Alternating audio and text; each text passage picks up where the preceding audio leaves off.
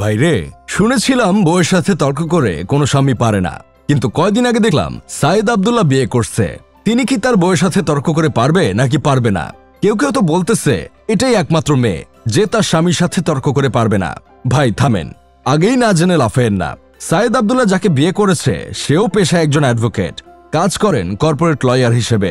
তো এখন আপনারাই বলেন, একজন অ্যাডভোকেট কিভাবে তর্ক করে হারবে স্বামীর সাথে? তার মধ্যে দুজনের পেশাই এক, কেউ কাউকে তো বিন্দু পরিমাণ ছাড় দিবে না। এই 2024 সালে শুধু তারাই বিবাহের পিড়িতে বসেন নাই, আরো কিছু সেলিব্রিটি বিবাহ করছে।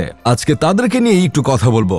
বছরের শুরুতে বিবাহের শুরুটা করেছিল বাংলাদেশের লম্বা নায়িকা মৌসুমী হামিদ। যদিও তার আগে আমার প্রাক্তন এই সূচনা করছিল জানুয়ারি মাসে। এখন অনেকেই বলতে পারেন নায়িকার মাঝখানে আমার প্রাক্তনকে কেন ঢুকাইলাম? দেখেন ভাই, সে আমার সাথে যেই সিনেমা করছে সেই রকম সিনেমা তো কখনো মৌসুমী হামিদও টিভির পর্দায় করে নাই। থাক ভাই, সেদিকে আর না যাই। মৌসুমী হামিদ 12 জানুয়ারি বিয়ে করেন লেখক আবু সাইদ রানাকে। আবার সেম দিনেই বিবাহ করছিল ছোট পর্দার নায়ক ফারহান আহমেদ জোবান। বিয়ের পর কিছুদিন যাইতে না যাইতে সে একটা শরীফ থেকে শরীফা হয়ে যাওয়া নাটক করে অনেক গালাগালি খায়। এই গালাগালি পর্ব শেষ করতে বিয়ের পিড়িতে বসেন আমাদের দেশের আরেক প্রাক্তন ক্রাশ অর্চিতা স্পর্শিয়া। তাদের বিয়ের ধুম কাটতে না কাটতেই আবার বিয়ে করেন নাজিয়া হক অর্ষা ও মুস্তাফিজুর নূর ইমরান। এই বছরের শুরুটা যেন অভিনেতা অভিনেত্রীদের বিয়ের ধুম চলতেছিল, একের পর এক বিয়ে করে নিচ্ছিল।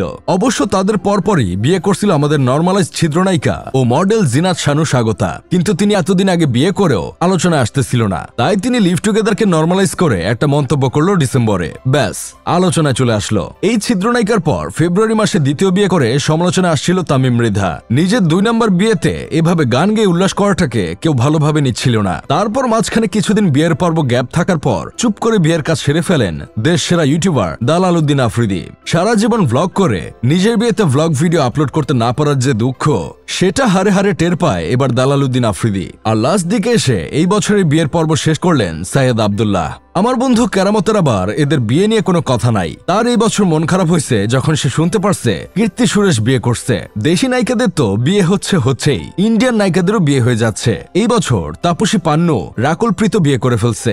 সবাই যদি এভাবে বিয়ে করে ফেলে তাহলে আমরা কোথায় যাব ভাই? 2024 সালে এসে নাগা চৈতন্য রোলস রয়েলস বাদ দিয়ে করলা গাড়ি নিয়েছে, মানে সামান্তাকে ডিভোর্স দিয়ে সবিতা ধুলিপালাকে বিয়ে করছে। আসলে ভালো জিনিস কিছু মানুষের পেটে সহ্য হয় না, তাই ফেলে দেয়। শুনছিলাম নাগা চৈতন্য নাকি সামান্তাকে ডিভোর্স দিছিল সামান্তা বেশি ভোল্ড ড্রেস পরতে বলে, কিন্তু এখন যাকে বিয়ে করছে তার ড্রেস আপ দেখলে তো আর বিশেষ সাইটে যাওয়া লাগে না। যাই হোক, শেষমেশ আমি গোলাম হোসেন একটা কাজের কথা কই। আরো একটা বছর বিবাহ থেকে নিজের নাম দূরে সরিয়ে নিলাম। পাশের বাসার মানুষের আরো একটা বছর আমাকে নিয়ে চিন্তা করার সুযোগ দিলাম। কেন বিয়ে করছি না সেটা ভাবার জন্য।